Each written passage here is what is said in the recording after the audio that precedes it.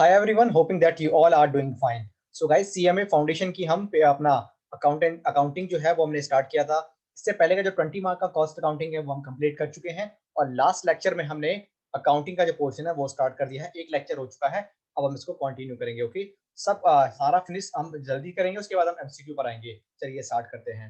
Okay, सबसे पहले अपने को पढ़ना है बेसिक अकाउंटिंग टर्म्स। हमारा जो मोस्टली जो पोर्शन होगा वो एमसीक्यू बेस्ड होगा, तो अपने को क्या है कि कंसेप्ट पता होना चाहिए। बाकी इन डेप्थ इनको नहीं पढ़ना ज्यादा, ठीक है। इन डेप्थ इंटर और फाइनल पढ़ेंगे, बट आपको एक ही कंसेप्ट का मतलब पता होना चाहिए ताकि इंटर और फाइनल में आपकी हेल्प कर सके। सबसे हम पहले पढ़ते हैं ट्रांजेक्शन क्या होती है।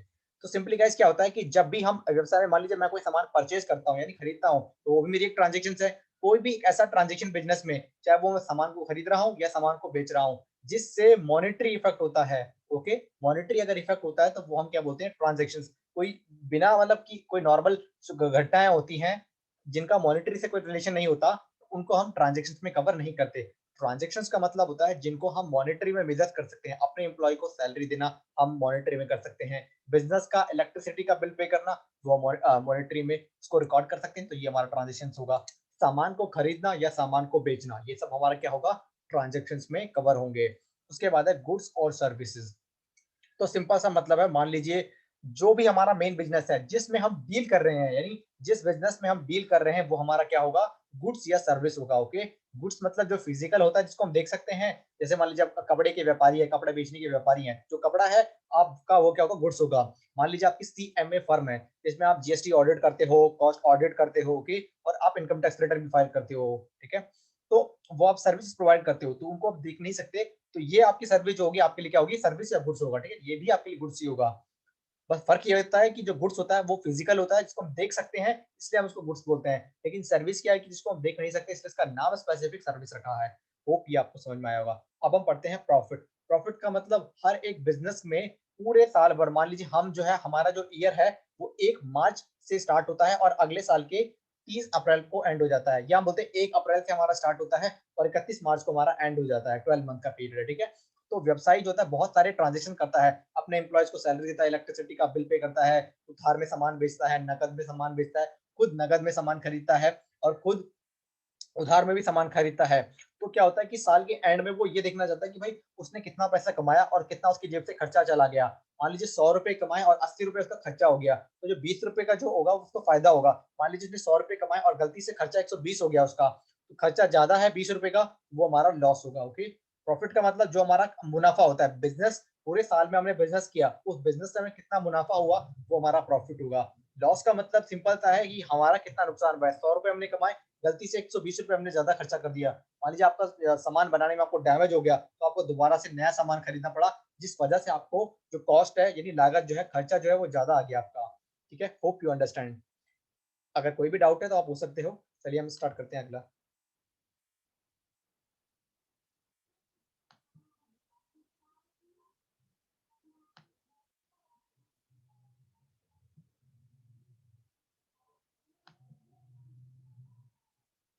अब हम अगला पढ़ेंगे अपना असेट। असेट का मतलब होता है कि बिजनेस में, सिंपल सा बात है, असेट दो तरह की हमारे यहाँ पर, करंट असेट और नॉन करंट असेट। ओके, तो सिंपल सा मतलब है बिजनेस को चलाने के लिए मान लीजिए बड़ी बड़ी मशीनों की जरूरत होती है, या फिर हम मान लीजिए किसी को हमने सामान उधार पर सामान बेचा है तो उससे भी हमें पैसा मिलना है, ठीक है। तो असेट का मतलब होता है कि जिन भी चीजों से बिजनेस को भविष्य में फायदा होगा, चाहे वो छोटी समय के लिए फायदा होगा या बहुत ज्यादा समय के लिए फायदा होगा, तो वो अपनी असेट होती है। दो तरह की असेट होती है, करंट असेट और नॉन करंट असेट। जिन भी असेट को अगर हम 12 महीने के अंदर अंदर हम कैश में कन्वर्ट कर सकते हैं, यानी कैश में बदल सकते हैं, उनको हम बोलते हैं करंट एसेट। और जिनको 12 महीने के अंदर कैश में हम बदल नहीं सकते, उनको हम बोलते हैं नॉन करंट एसेट। ओके, तो 12 मंथ के पीरियड के अंदर जो हम कैश को कन्वर्ट कर सकते हैं उसको हम करंट एसेट बोलते हैं, और जिसको हम कन्वर्ट नहीं कर सकते उसको हम नॉन करंट एसेट बोल सकते हैं, ठीक है। तो ये हमारी एसेट की डेफिनेशन थी, असेट्स और हमारा करंट असेट्स और नॉन करंट असेट। ऐसे ही होता है लाइबिलिटी। लाइबिलिटी का मतलब अगर हमने किसी से लोन लिया है या हमने किसी से थोड़े समय के लिए पैसा उधार लिया है, तो जब हमें किसी को पेमेंट करनी होती है बाहर के व्यक्ति को, तो उसको हम बोलते हैं लाइबिलिटी। दो तरह की होती है, करंट लाइबिलिटी और नॉन करंट लाइबिलिटी। अगर आपको पेमेंट करनी है विद इन 12 मंथ, अगर पेमेंट आपको करनी है विद इन 12 मंथ यानी 12 महीने के अंदर अंदर आपको पेमेंट करनी है, तो वो आपका करंट लाइबिलिटी होगा। और अगर आपको 12 महीने से बाद यानी और ज्यादा समय के लिए पेमेंट करनी है, तो उसको हम बोलते हैं नॉन करंट लायबिलिटी।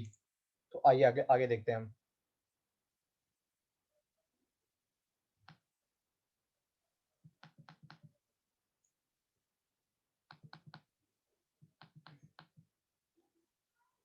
उसके बाद अगला हमारा कंसेप्ट है फोर्थ, लायबिलिटी। तो वही है करंट लायबिलिटी और नॉन करंट लायबिलिटी। लायबिलिटी का मतलब दूसरे लोगों का भुगतान किया। अगर हमने मान लीजिए किसी से लोन पर पैसे लिया है लंबे समय के लिए, तो हमारा नॉन करंट लायबिलिटी हो जाएगा। और अगर हमने मान लीजिए किसी से थोड़े समय के लिए उधार लिया कि मैं 2 महीने बाद या 3 महीने बाद या 6 महीने बाद पेमेंट कर दूंगा, विदिन अगर 12 महीने के अंदर मुझे पेमेंट करनी है तो मेरा करंट लायबिलिटी होगा। और अगर 12 महीने से ज्यादा समय के बाद मुझे पेमेंट करनी है तो मेरा वो नॉन करंट लायबिलिटी होगा। उसके बाद होता है इंटर लायबिलिटी। करंट लायबिलिटी और नॉन करंट लायबिलिटी तो बाहर के लोगों के लिए होता है, लेकिन बिजनेस में जो व्यक्ति जो भी है, जो मालिक है, तो करंट लायबिलिटी और नॉन करंट लायबिलिटी को पे करने के बाद, सारे खर्चे पे करने के बाद जो भी पैसा बचता है वो मालिक का पैसा होता है। तो उसको हम बोलते हैं internal liability. These represent proprietors equity, यानी जो मालिक होते हैं कंपनी के, जो एंड में जो भी मुनाफा बच जाता है वो क्या होता है, हमारा इंटरनल लायबिलिटी होता है, क्योंकि बिजनेस के पर्पज से वो लायबिलिटी होगा किसको पे करना है, मालिक को।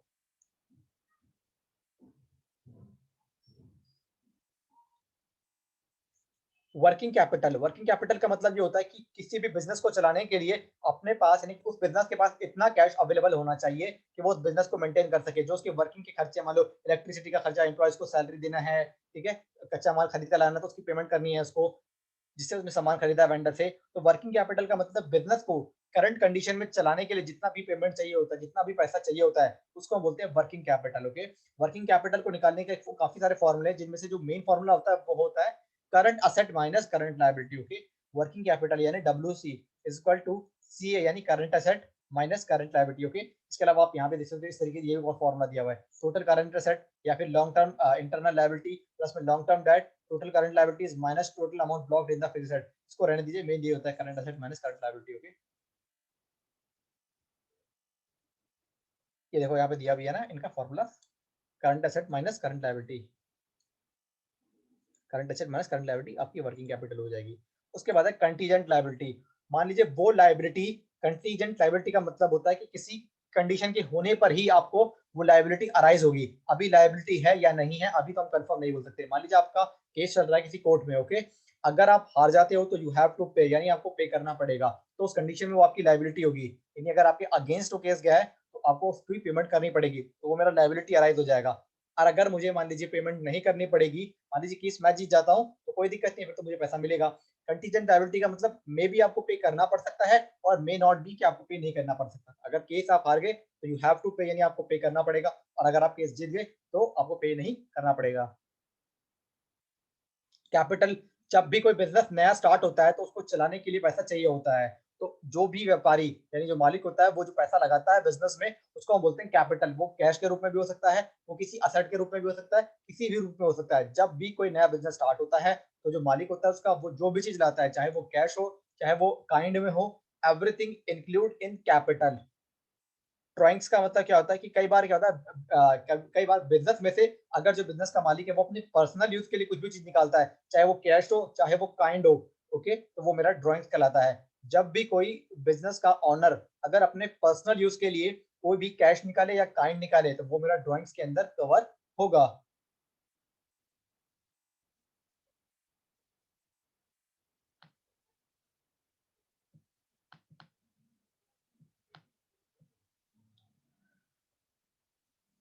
उसके बाद हम देखते हैं नेटवर्थ। नेटवर्थ का मतलब मतलब नेटवर्थ का मतलब होता है कि सारी लाइबिलिटी पे करने के बाद बिजनेस के पास जो पैसा बचा होता है, जो मालिकों का एक्चुअल में पैसा होता है, सारी लाइबिलिटीज की पेमेंट करने के बाद, चाहे वो इंटरनल चाहे वो करंट लाइबिलिटी हो चाहे वो नॉन करंट लाइबिलिटी हो, नेटवर्थ का मतलब जो भी पैसा बिजनेस के लिए अवेलेबल है, उसके मालिक के लिए अवेलेबल है, वो मेरा नेटवर्थ कहलाया जाएगा।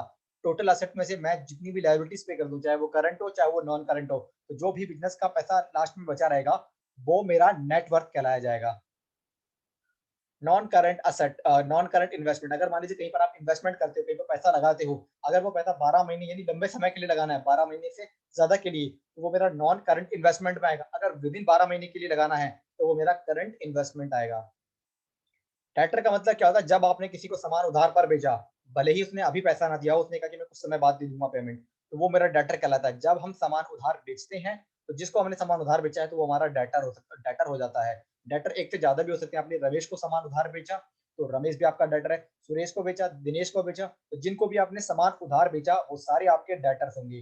तो माना जाता है कि डेटर्स कितनी तरह के हैं, बुक्स में हमारा लिखा गया गुड डेट्स, यानी मान लीजिए किसी को हमने सामान उधार बेचा, अगर हमें लगता है कि ये बंदा जो है पैसा पूरा पेमेंट कर देगा, तो वो हमारा गुड डेट कहलाया जाएगा। और इस पर अगर किसी बंदे पर डाउट है, दे भी सकता है या नहीं भी दे सकता, तो वो मेरा डाउटफुल डेट होगा। और अगर लगता है कि वो देगा ही नहीं, तो वो मेरा बैड डेट होगा, यानी वो बुरा डेट है, यानी इससे मुझे कोई पैसा रिकवर नहीं होगा।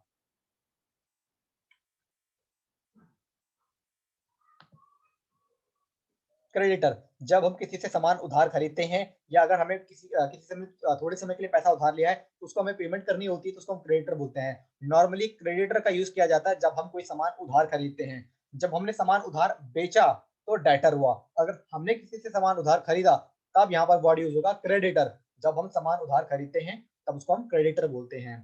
कैपिटल एक्सपेंडिचर, जब बिजनेस चलाने के लिए बड़ा बड़ा एक्सपेंडिचर करते हैं जिसका फायदा हमें लंबे समय के लिए मिलेगा, जैसे कि आपने कोई मशीन खरीद ली है, तो उस मशीन खरीदने के लिए आपको उसका फायदा लंबे समय तक मिलेगा। आप मशीन को तुरंत तो बेचोगे नहीं।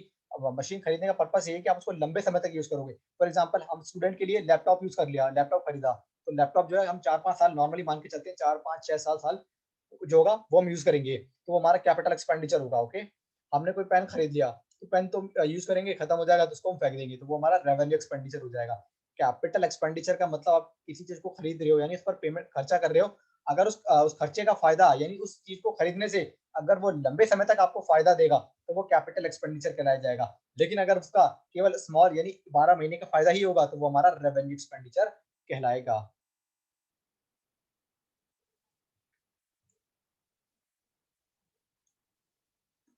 बैलेंस शीट का मतलब होता है जिस भी फाइनेंशियल स्टेटमेंट में हम एक तरफ असेट दिखाते हैं और एक तरफ लायबिलिटी दिखाते हैं, तो उसको हम बैलेंस शीट बोलते हैं। इससे किसी भी कंपनी की फाइनेंशियल पोजीशन पता लग जाती है कि जो कंपनी की कंडीशन है वो अच्छी है या नहीं है। अगर मान लीजिए किसी कंपनी की बैलेंस शीट में असेट बहुत ज्यादा है और लायबिलिटी कम है, तो माना जाएगा कि कंपनी की जो कंडीशन है वो काफी अच्छी है। और अगर मान लीजिए किसी की लायबिलिटी बहुत ज्यादा है, उसको दूसरों को पेमेंट ज्यादा करनी है, जबकि बदले में उसके पास असेट बहुत कम है, तो माना जाएगा कंपनी की जो कंडीशन है वो अच्छी नहीं है। तो कंपनी की कंडीशन को देखने के लिए और कंपनी के पास कितनी असेट है, कितनी लायबिलिटी है, कितना एक कैपिटल है, कितना ड्रॉइंग्स है, ये सब चेक करने के लिए हम बैलेंस शीट को देखते हैं। तो बैलेंस शीट वो फाइनेंशियल पोजीशन है जिससे किसी भी कंपनी की फाइनेंशियल पोजीशन अच्छी है या बुरी है हम पता लगा सकते हैं। और यदि मान लीजिए उसकी कंपनी की असेट ज्यादा है इन कंपैरिजन टू लायबिलिटी, तो कंपनी की कंडीशन अच्छी है। और अगर कंपनी की जो बैलेंस शीट है, मान लीजिए कंपनी की बैलेंस शीट में लायबिलिटी तो ज्यादा है, बदले में जो असेट है वो कम है, तो कंपनी की जो कंडीशन मानी जाएगी वो बेकार मानी जाएगी। प्रॉफिट एंड लॉस और इनकम स्टेटमेंट दोनों का नाम सेम है, प्रॉफिट एंड लॉस और इनकम स्टेटमेंट दोनों है।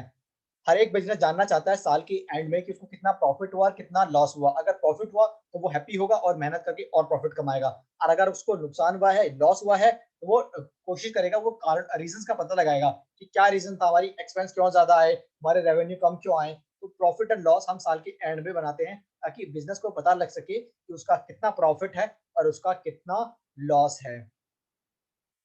ट्रेड डिस्काउंट क्या होता है कि जब हम कोई सामान खरीदते हैं, तो जब मान लीजिए मैं एक पेन खरीद रहा हूँ, मुझे 10 का पड़ रहा है, और अगर मैं 100 पेन खरीदूंगा तो मुझे 7.5 रुपए का पड़ेगा।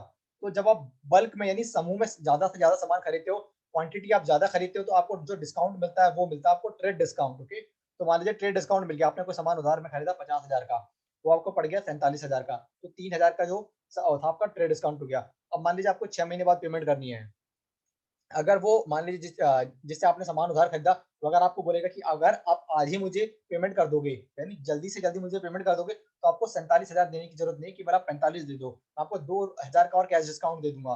कैश डिस्काउंट दिया जाता है जब आपको जल्दी पेमेंट के लिए बोला जाता है, तो आपको फायदा यार, अगर आपके पास पैसा है तो अभी पेमेंट कर दो और 2,000 का डिस्काउंट ले लो। ट्रेड डिस्काउंट होता है जब आप बहुत मतलब बड़ी संख्या में सामान खरीदते हो, यानी बल्क में खरीदते हो, क्वांटिटी ज्यादा खरीदते हो, तब आपको जो डिस्काउंट मिलता है वो ट्रेड डिस्काउंट होता है। लेकिन जब आप मान लीजिए आपको जल्दी से जल्दी पेमेंट करने के लिए उकसाया जाता है, तो तब आपको जो डिस्काउंट मिलता है वो आपका कैश डिस्काउंट होता है। Hope you are understanding now. Again definition,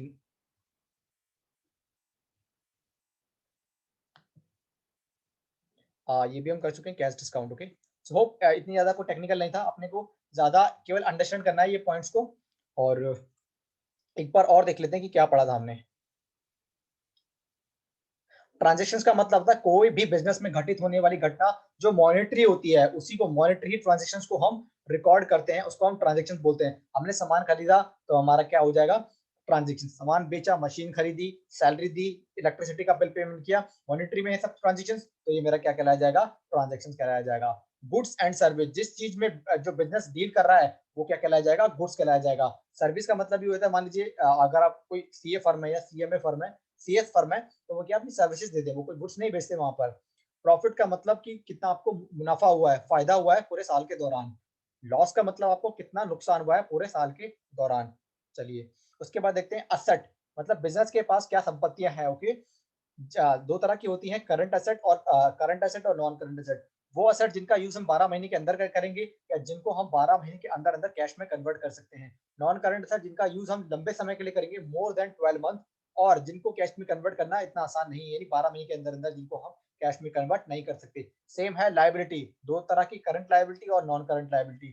current liability, अगर हमें भुगतान किसी को पेमेंट करनी है 12 महीने के अंदर अंदर, तो वो करंट लायबिलिटी होगी।